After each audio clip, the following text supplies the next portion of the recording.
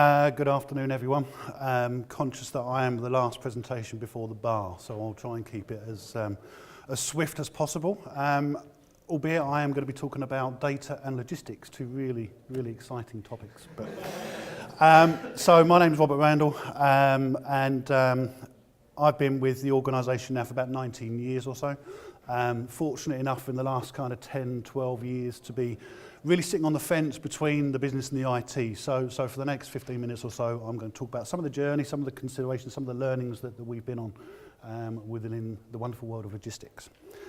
So my first slide, there's only a few slides here, but my first slide really is just to say, and you'd have seen one of these word clouds before, but there is a huge amount going on.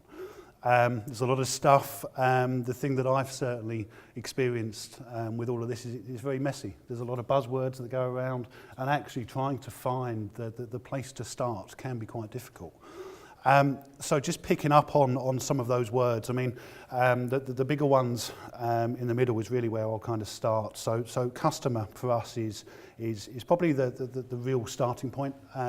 Customer is king from our perspective, and everything that we do with data has to have some form of positive impact with the customer. We have our own internal challenges, as you can imagine, where we have a lot of, I was just about to call it legacy, but someone said to me earlier about calling it heritage systems. So we've got a lot of systems that we've stood on for many years. So we've got that real challenge of dealing with those legacy systems, not just from a strategic kind of internal perspective, but also from an account and a customer perspective as well. So the challenge that we have is overlaying those or utilising or integrating those systems and the data we get from those systems to really add value to the customers. It's been talked about quite a lot today, but process for us is absolutely vital. And when I talk about process personally, I'm talking about the business processes. So really acknowledging and understanding actually what do people do as part of that operational process. Analyst processes, so actually the data processes, because often they're very different to the business process. And again, you've really got to think about those things from the start. Agility, the word at the bottom there, is quite an interesting one. We again have gone through quite a journey, probably more of a journey in the last 4 or 5 years on this one, where we have traditionally adopted a waterfall approach with everything that we've done. My role is, I'm quite fortunate to be in the role where I challenge everything that we traditionally do. So we do try and be as agile as possible. We certainly find that typically traditional methods of analysis tend to look back. They tend to look in the rearview mirror. You look at what's happened, as opposed to actually utilising the data to be more predictive and be more agile with that data. It's very difficult to get to, and to be fair, we've only kind of got there in kind of more tactical areas as opposed to strategically, but I think we're growing, but it is a challenge for us.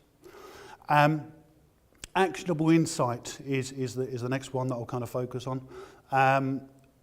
For me, this is really important, because what this does is it really focuses the mind on actually what is it you're trying to achieve. It isn't about just getting a dashboard of data and throwing it onto a screen and saying, there you go, gents, this is what it's all about. It's actually saying, okay, what do we need to do with this data? You know, there's a lot of stuff there, but you've got to pinpoint what you're actually trying to achieve with it. The final one that I'll talk about on the slide is the one right in the middle, in the biggest font, value. Value, everything that we do is about value. Value can be attributed in many different dimensions. There could be a quantifiable cash value to it, there could be a business process value. But again, what we try and achieve, and what we seem to be successfully achieving in recent years, is really focusing on what that value is, specifically for our customers.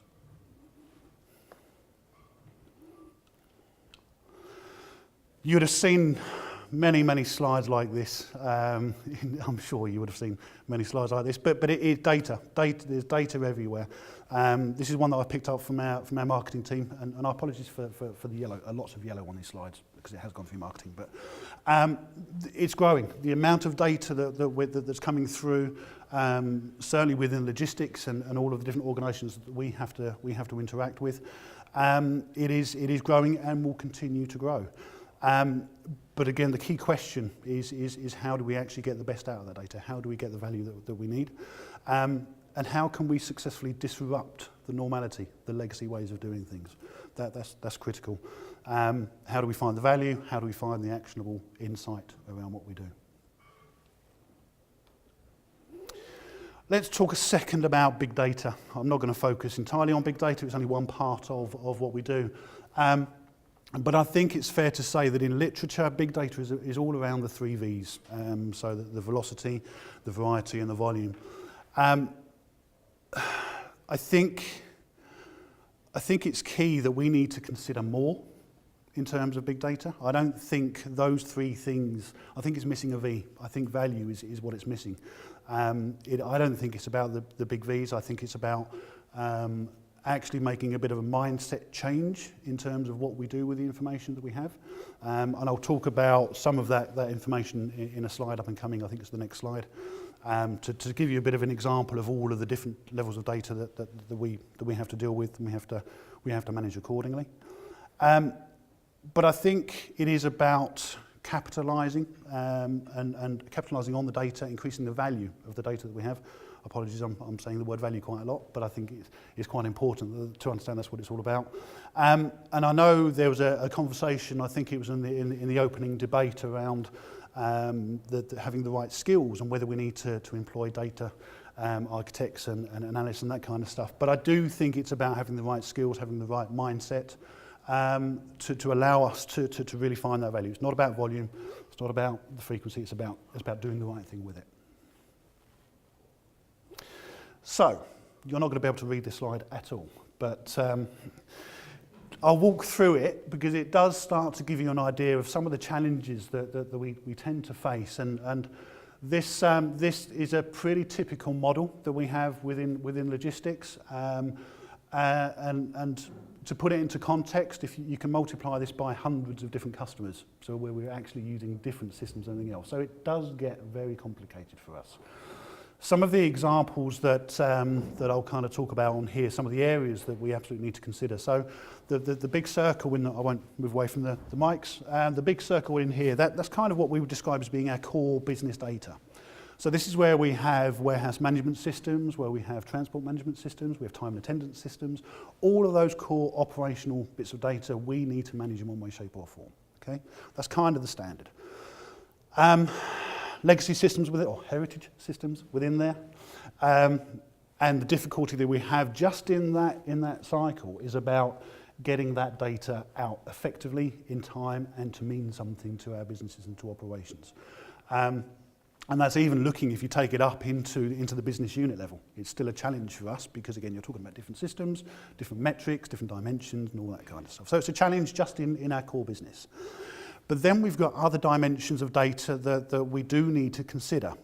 So in no particular order, we've got things like customer data.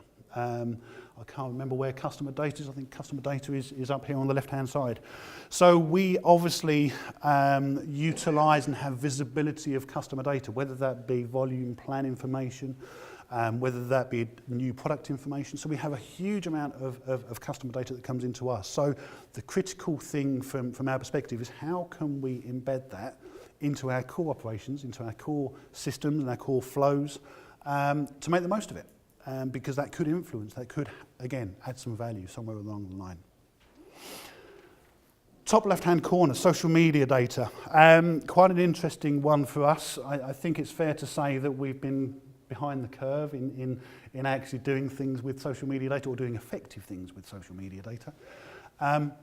The challenges or the opportunities that we have in this space are twofold. Firstly, it's from a kind of a corporate and organisational perspective. We need to be better at getting hold of this information, whether it be Twitter feeds or positive or negative feedback about the organisation and doing something about it, proactively doing something about it.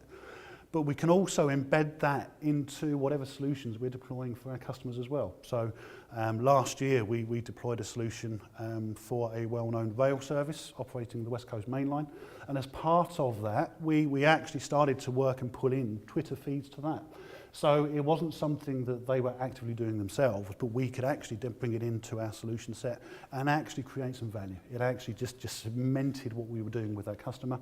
So that's a good example of kind of how we can embed it into our customer solutions.